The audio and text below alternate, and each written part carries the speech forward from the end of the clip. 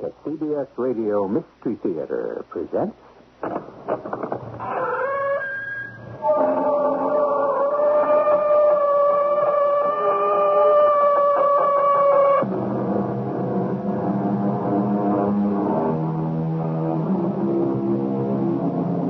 Come in.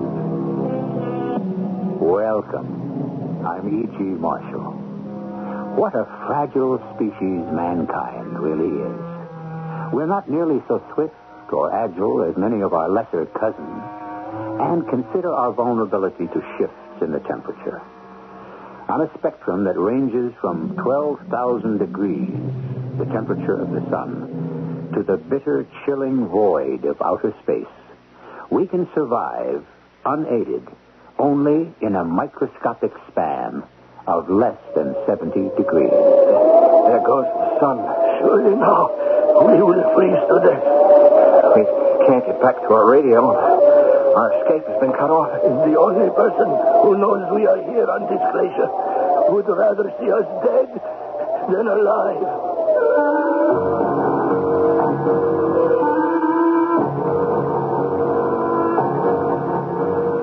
Our mystery drama, The Ice Palace, was written especially for the Mystery Theater by Percy Granger and stars Tony Roberts.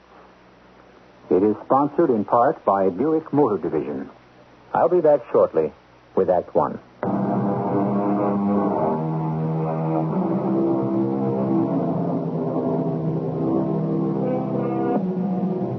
The Arctic regions are a permanent reminder of one of the most dramatic periods in the Earth's history, the Ice Age. Some scientists claim the Earth is cooling down, and another ice age is on the way.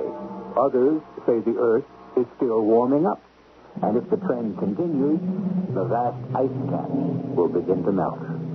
Either way, the polar regions are under constant and careful scrutiny. For locked deep within their massive glaciers could be the key to the future of the world. We're aboard a Canadian naval ice cutter north of the Arctic Circle. What's the time, Win? 0900, Captain. We're right on schedule. But as soon as we round that point up ahead, there's only 10 more miles of ice left between us and open water. Oh, thank goodness. Of all the boring jobs, cutting channels through ice has got to be the worst. You'll be glad to get back to base. You bet. 3 weeks of nothing but ice, snow, and temperatures of 40 below. But I belong up in the air. Well, you know that, Joe. I just don't know why the colonel sent me on this routine mission. My eyes are better now. I should be flying. Well, 10 more miles of ice, and then we can head for home. Signal the pilot to start bringing her about. We're almost to the point. Aye, aye, Captain.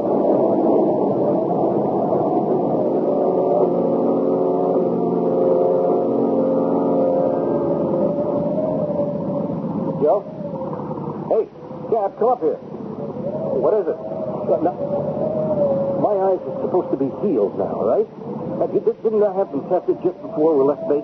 Yeah. So what's the problem? You tell me.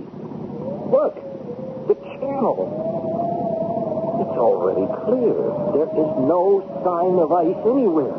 We are in open water. At this time of year, the channel is always under a layer of ice. And if we're on course, the Amundsen iceberg should be off our starboard bow. But there's nothing there but open water. Win, tell the pilot to turn her about. We better report this back to the base at once.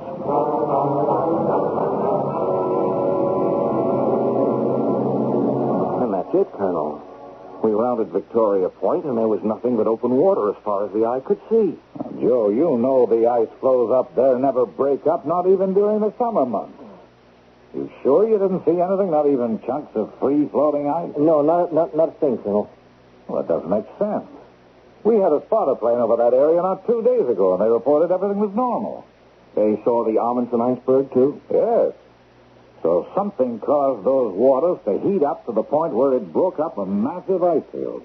What kind of a force could melt that much ice? We don't know for sure that it did. What do you mean?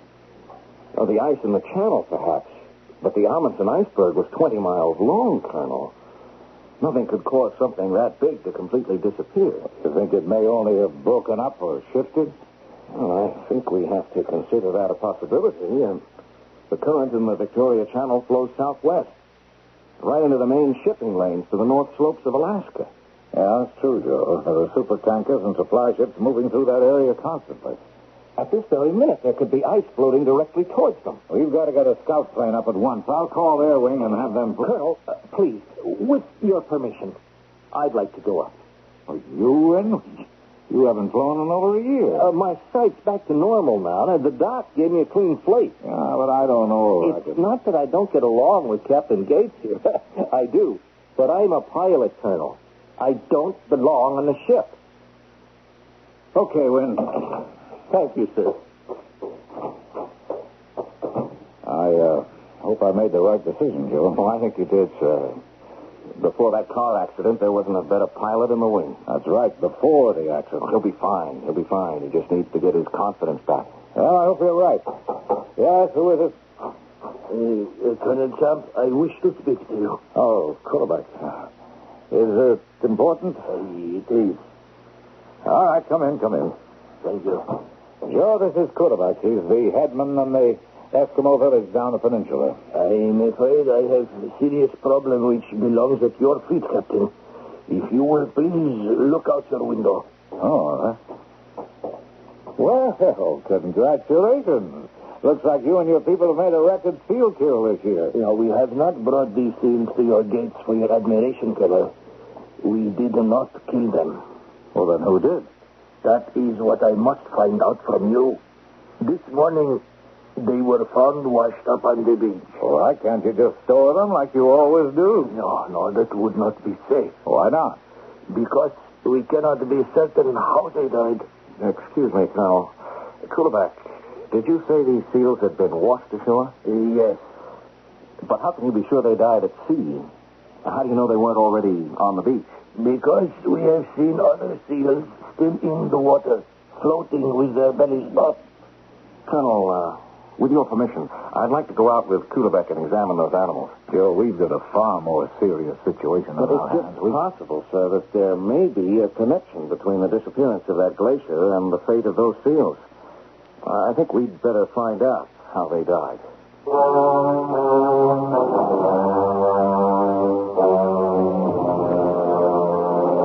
My people are very angry, Captain. They did not want this military base here. Well, there's still no proof that we are responsible.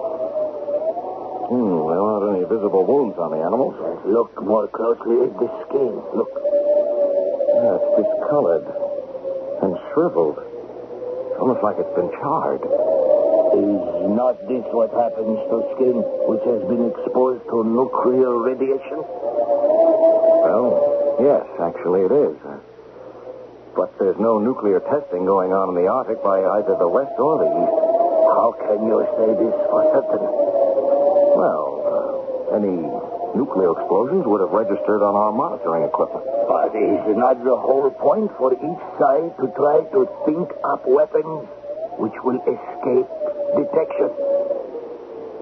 Look, we'll run tests on one of the seals. If our government is in any way responsible, believe me, we'll make it up to you.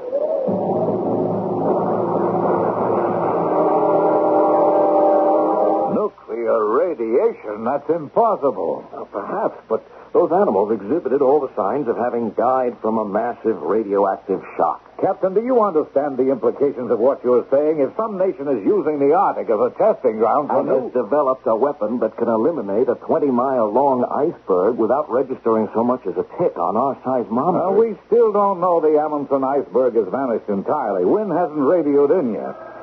Oh, wait a minute. Colonel Champ speaking. Yes? You sure of that? Well, thanks very much. Now, that was the lab. They've completed the autopsy in one of those seals. There was no sign of radiation sickness. None at all? Well, what did they die of? Simple heat prostration. Heat prostration? At the North Pole? Not only that, Joe. While you were out with Kurbeck, I was getting reports from Halifax, Reykjavik, to cities from Iceland to Alaska. And they're all reporting the same thing.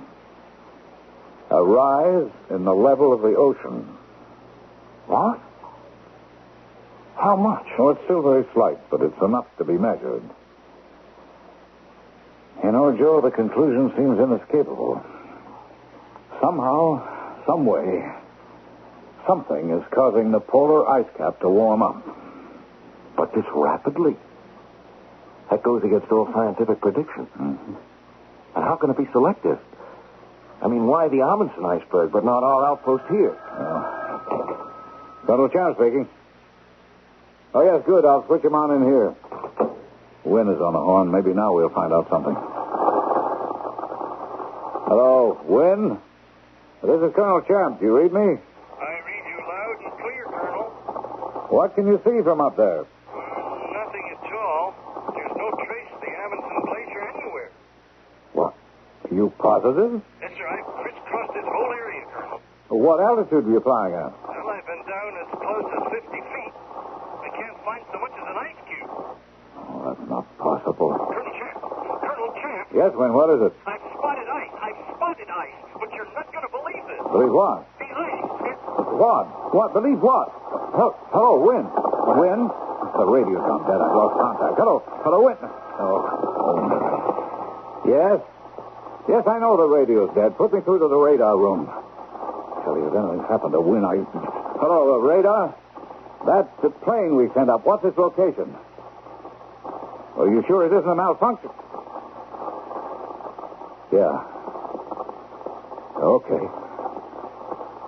Okay, if anything happens, let me know. They lost him on the radar screen as well? At the same time, the radio went dead.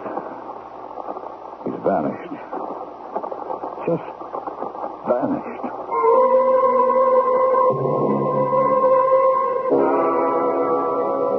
Are all the scout planes back, Joe? Yes, sir. Nothing.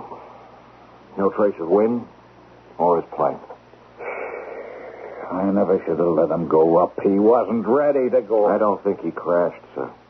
Why not? You remember what he said just before losing contact? I double-checked on the black box. His exact words were, "I've spotted ice. I've spotted ice." Well, and? According to the radar room, these were his coordinates at that precise moment. I see. So obviously what he was seeing was this, the Lancaster ice field. You're right. Except for one thing, Colonel. It isn't there anymore. What? The scout planes reported no sign of the Lancaster ice field. It's gone. 25 square miles of solid ice. Whatever got that ice field got Wynn. Joe, I'm calling Ottawa. I think Kurabak is right. There is some kind of nuclear activity going on up here, and it isn't on our side. Joe, some strange force is causing the polar ice cap to melt. And if we can't stop it, the results will be catastrophic.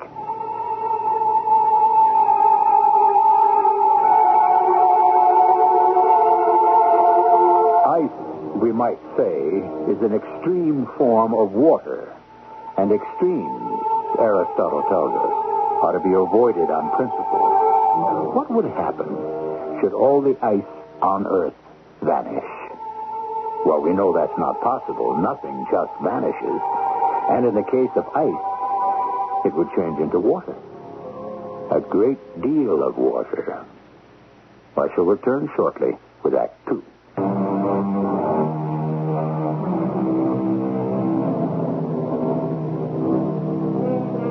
All around us, there are reminders of the awesome force of the glaciers. They gouged out valleys and threw up mountains. But when we consider the fact that the amount of water contained in the ice sheets at either end of the Earth is enough to flood most of the world's landmass, perhaps the most awesome thing ice can do is melt. Joe, my orders from Ottawa are very clear. We're the only military post in this area. It's up to us to find out what's going on. I want to know what happened to Wynn. I know, he was your friend, Joe, but The radar room said they lost contact instantaneously, as if he was obliterated. If there's only one thing that can do that. some kind of missile. The radar room picked up no other signals. How could a missile destroy a plane and escape all detection? Colonel Camp speaking. Yes? Oh, I see. No, please keep me informed. Thank you. Well, that was Repulse Bay. They just reported another rise in the level of the ocean. If this keeps up, the entire Earth will be flooded. Pieces just don't fit. If some natural phenomenon is causing the Earth to heat up, how does that explain wind's disappearance? Or if it's some kind of nuclear activity, why isn't it registering on our monitors? That leaves only two possibilities. Either someone has developed an incredibly sophisticated weapon which our equipment can't detect, or we are face to face with some force we know nothing about. What? You mean supernatural? That or some force from beyond our planet. Huh? Oh, come in. Forgive my coming to you twice with the same problem. But my people wish to know what you will do to replace the seals that have been killed. Don't you have any food stored away you can draw on? Ordinarily, yes. We are very provident in these matters. But our caches have been vandalized. Well, you're not going to blame us for that, too, are you? No, I know who the guilty party is. And at the right moment, I will expose him. Is it someone from our base? No. His name is Samek. You do not need to interfere. We will take care of this in our own way. All right, Quarterback. I'll speak to the quartermaster about issuing rations to the village. Thank you. Just a minute. Quarterback, why is one man robbing the meat deposits of the entire village? Because he is lazy and good for nothing. Well, what happened to it? And he can't eat it all himself. He sells it. To whom? I have been watching him. I have seen him load up the meat and go off up the northern channel. In my younger days, I could have followed him in my kayak. But now, a motor is too much for me. And when he returns, his boat is lighter than before. Joe, we have an urgent situation facing us. Colonel, there are no settlements up the northern channel. It's frozen wilderness all the way to the pole.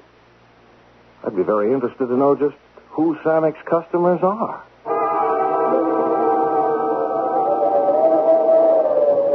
What do you want with me? I only take my boat out to hunt like the rest. Samek, Kulebek here says you go up the northern channel. The hunting's better in the bay. I am bound by no law to do as the others do. Sammy, I advise you to cooperate with Captain Gates. You have no power over me, old man. I know nothing. Who you take the meat to? I do not know. Sammy? I have never seen the man. That I can swear to you. I do not know even if it is one man or many. Tell us what you do know. Several months ago, I was in Toul. Someone approached me. He said he knew I was from this village. He had a bargain to make. The man he worked for would pay me very well. All I had to do was hunt for him, and once each week, take what I had killed to a certain spot at the far end of the northern channel. But you found it easier to rob our stores. Go on, Samek. That is all I know. I leave the food, take the money which is there for me, and go. I see no one. No signs of life at all? No buildings? It is a wilderness. I do not even know how a person can survive there.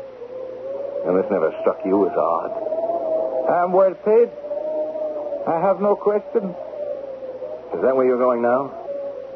Yes. I'm coming along. You cannot. The man was very clear. No one else must come with me. Oh, don't worry. Whoever's out there isn't going to see me until I want him to.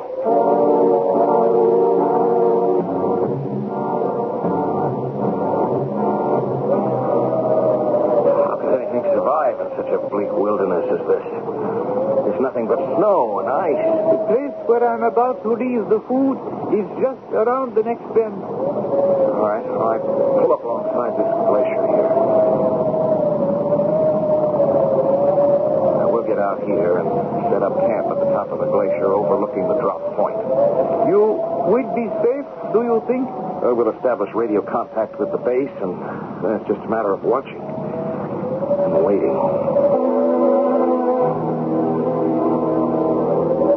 This is a good vantage point. The land is flat for miles in all directions down there. Whoever comes for those supplies can't help but be seen. I do not like the look of the sky, though. If a blizzard should come, our view will be blinded. Oh, Samek is leaving now. Look, he's waving to us. I have an uneasy feeling about him. He's the only one who knows where we are. You think we can trust him? It is strange, is it not? We meet only this morning, you and I. Now, here we are alone and not knowing what it is we face. Sometimes trust is unavoidable. Yes, you're right. I don't like this wind. It's coming from a bad direction. We must get the tent up at once. This snowstorm is blocking our view. I can't see the supplies anymore.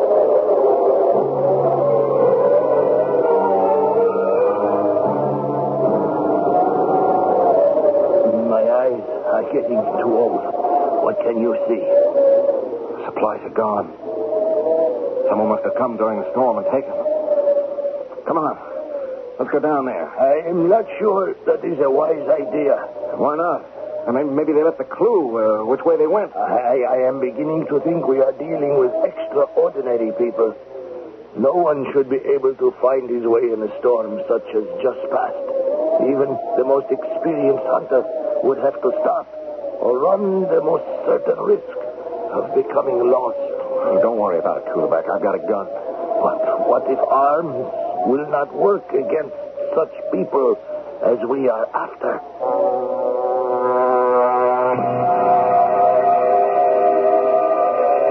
There's nothing here. No trace of the supplies Samek left. The storm has covered all the tracks. Snow and ice for as far as we can see. Where could they have gone?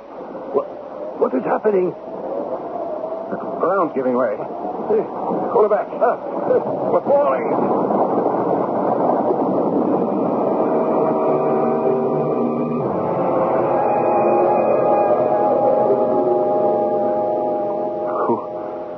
Back?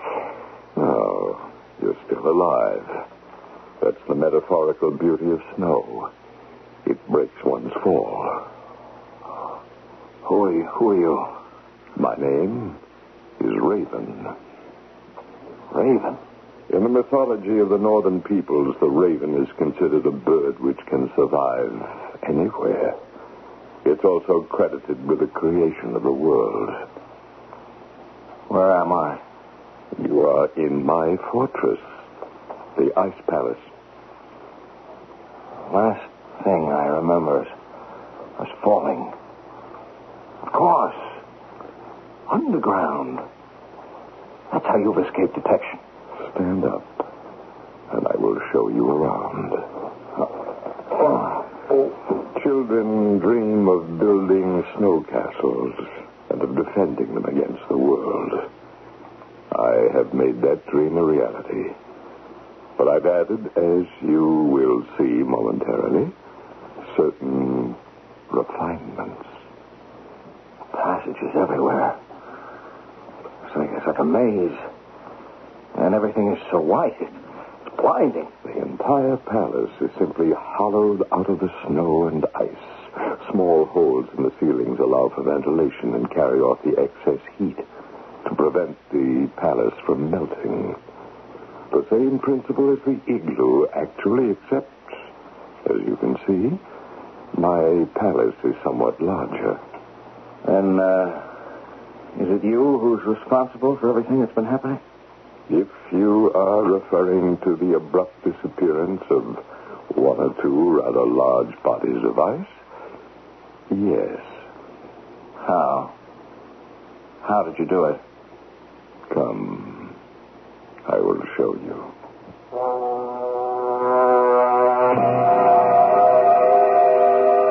You see before you the work of a lifetime.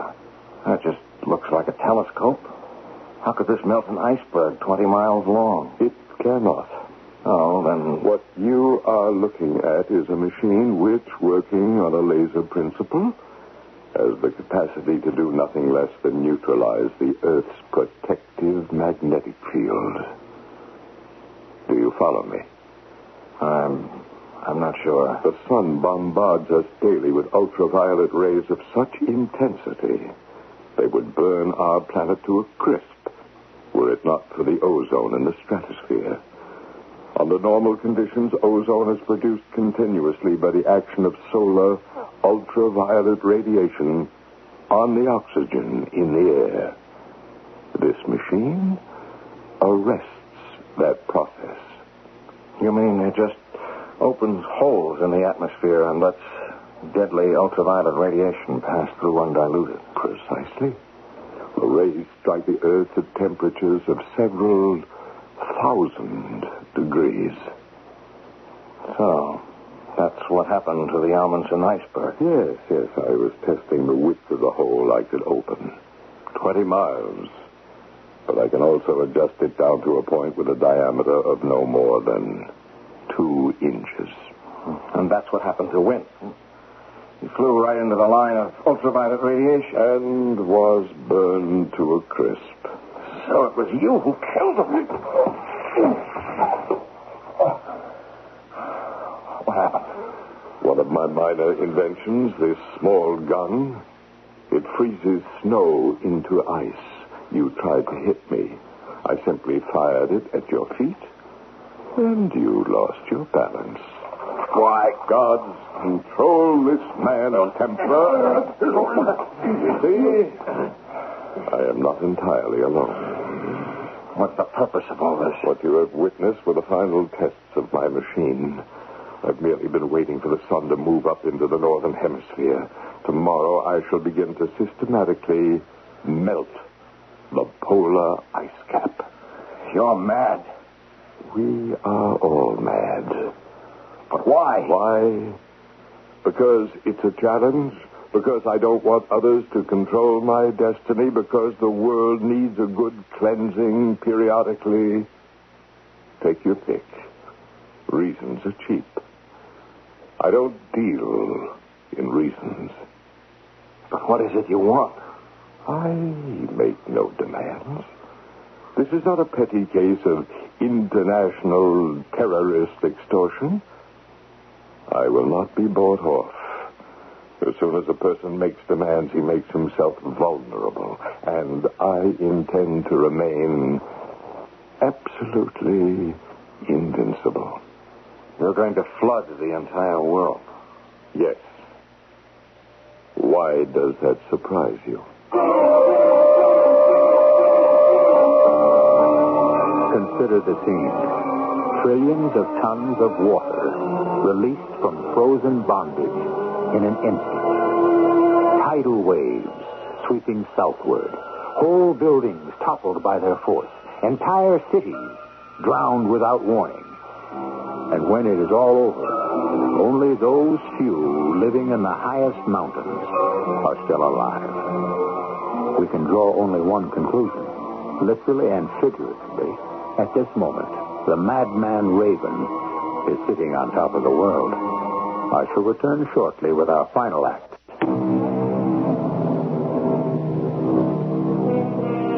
The Bible tells of a great flood. And the flood was 40 days upon the earth. And the waters increased, and the waters prevailed. All in whose nostrils was the breath of life died. This cataclysmic event was intended as a lesson and a warning. But today we tell ourselves it was only a parable. However, ancient texts from the Orient also record an inundation of the earth by water. So then, how improbable is our tale? Have we taken heed of the warning? Do we lead better lives today than we once did? Raven, you can't be mad enough to think you'll actually succeed, can you? On the contrary, Captain Gates. That is precisely why I shall succeed. When the sun rises tomorrow, I will turn on my machine And I will feel what no man since the great conquerors of the past has felt, the total satisfaction of complete triumph. And you will be right beside me to witness the whole terrible scene.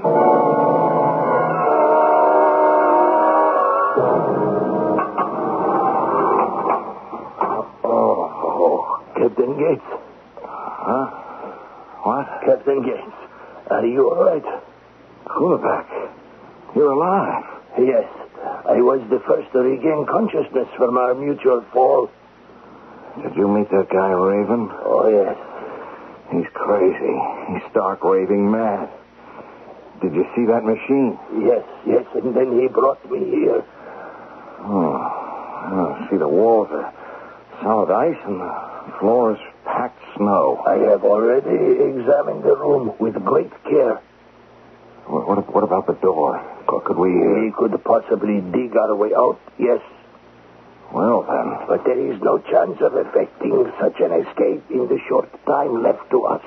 Then the only one who knows this location is Samek, and he has every reason to leave us here to die. True. He knows I can expose him to ridicule. Yeah, and his business with this madman is too profitable. Even if we could get out of this room, we wouldn't know how to escape. This ice palace is like a labyrinth. Would you like some fish? What? Since there is nothing we can do, you might as well eat. Where did you get that? One of the guards brought it to me.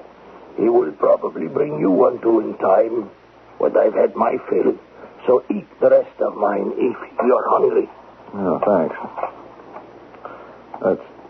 It's not even cooked. Well, forget it. See how the oil from this fish collects on the plate. And I think of what that man did to win. And here we are, helpless. I wonder if I still have... Yes, good. I did not lose it when we fell. What are those? Pieces of flint. Give me some of the fringe from your parka. What? Quickly. The guard will be coming any minute with your food. It will be our last chance. Okay, here. What do you want this for? You listen at the door for his footsteps while I try to start the fire. Fire? Hey, you're getting sparks. Look, a pile of thread that's beginning to smolder. Yes, now we let it build. Give me some more threads. Here. What can you do with a little fire like that? I mean, it's not enough to melt the walls. Yes, now we take the oil and spread it very carefully on the floor by the door. And now transfer the fire. There. Oh, what now? Now, we let the fire burn itself out. Oh, what good did that do? Here, you see. The melted snow around the door. And so? Which will now, if the guard does not come right away, freeze to ice.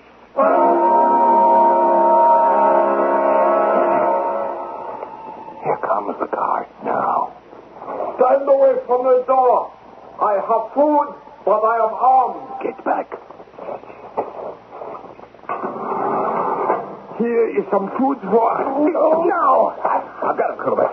Get his gun. Give me the gun, Kulebeck. Here. Is anyone else in the passageway? No. All right, the next question is how to get out of this place. Without this man to guide us, we will have to find our own way.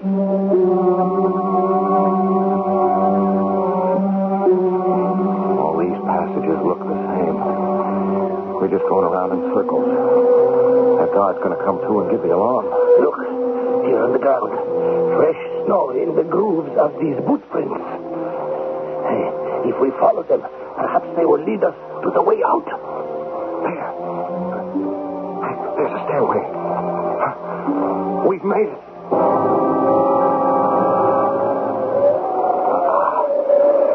Crisp, fresh 40 below zero air never felt so good.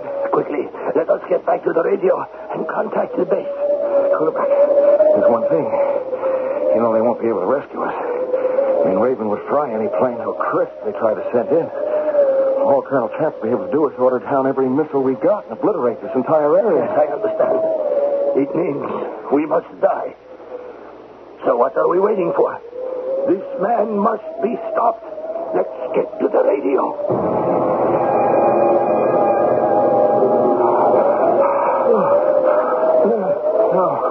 No. Look, the snow in front of us is melting. Raven must have discovered our escape and turned on his machine. He's coming toward us. Quickly. We've got to change directions. I cannot run so fast. I'm too old. Come on. He's gaining on us. No, I cannot. There's only one thing to do. If we can make it to the ground over the ice palace, we'll be safe. Come on, Corbett. We're there. We made it. The melting has stopped. Raven can't bring the ultraviolet rays any closer without destroying himself, too. Very clever, Captain Gates. My congratulations. I know you've taken my guard's weapon, so I will not risk sending anyone up after you. But I don't think that will be necessary. What do you mean?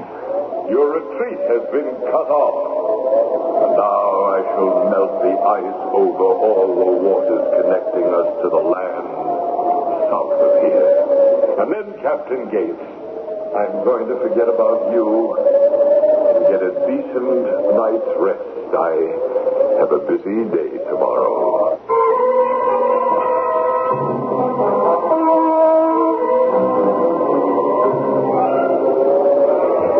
It's getting cold about a minute. I think there will be another blizzard. I'm already losing the feeling in my legs. He says that this is a very peaceful way to go. The numbness creeps towards the heart, and you simply drift off to sleep. At least it is a nice evening to die. You see, the northern lights have come out to dance for us. Oh, that's the northern lights, is it? You know, it's the first time I've ever seen them. You say it is really the ghost dance of the departed warriors. Wait a minute. That can't be the northern lights. Why not? Because we're facing south. They are. My eyes are not what they used to be. But then, what is it? It's a flashing light. Like someone sending a signal. Can you see you? No. It's too dark, and they're too far away. If only there was some way to get there. There may be. Can you rise? I think so. But how could we get there? Ice falls very quickly up here. It is just possible. It has already begun to reform over the waters where Raven melted it.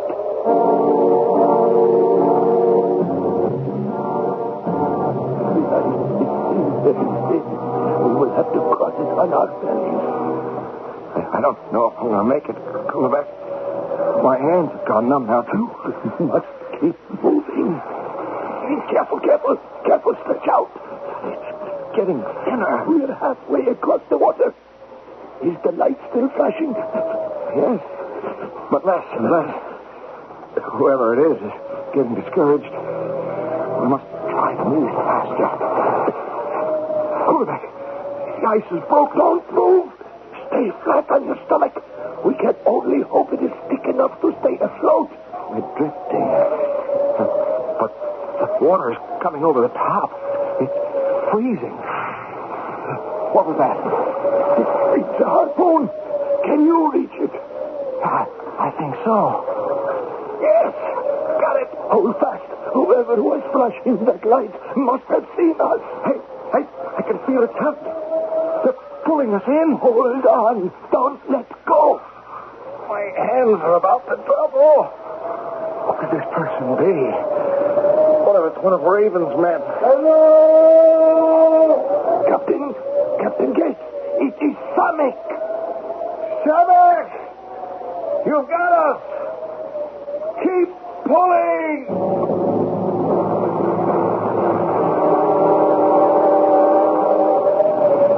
As I was heading back to the village, I began to think, who am I that steal the food of my neighbors to sell to a man I have never seen. You began to ask questions. Yes, and suddenly the money he was paying me did not seem like so much. You know, I will have to tell the others that it was you who raided their cache. It was a temptation to leave you there, Kulebak, and try to keep the truth hidden. But you are a tough old crow, and I knew you would manage to return somehow, so it might as well be in my boat. And that, too, I will tell the others. It's almost dawn. Samek, how close are we to the base? Look, you can see the lights now.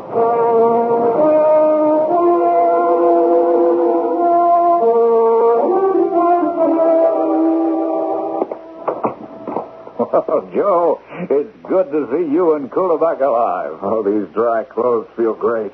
What's happening? Do you know that you two are responsible for a military first? Russia and the United States have joined together and are sending in missiles from all directions simultaneously. This Raven fellow will never be able to fend them all off, even with that machine of his. Joe, what are you thinking? I'm thinking of Wynne, Colonel, and the terrible way in which he died. Yes, I know.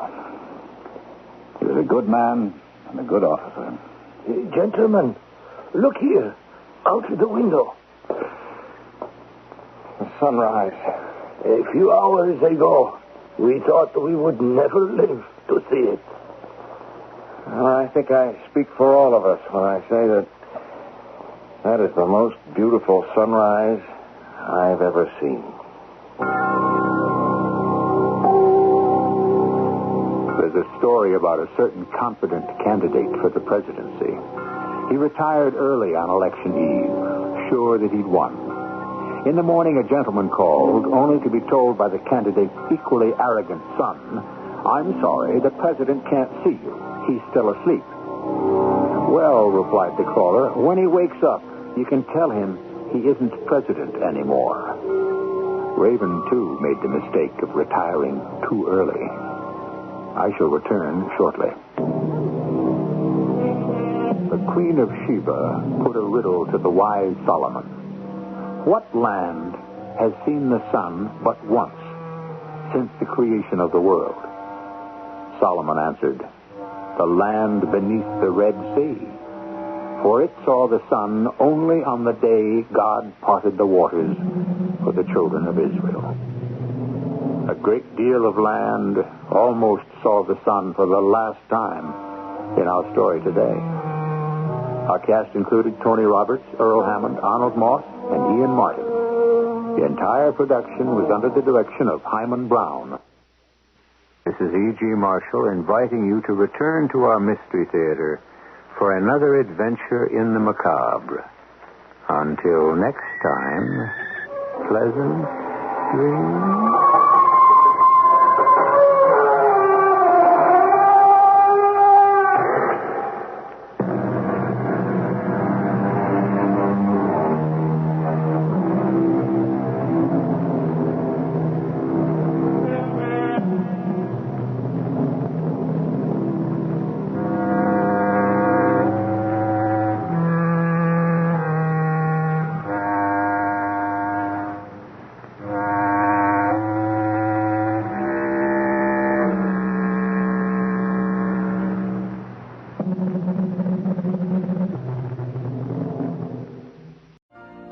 You've been listening to the OTR Gold Network.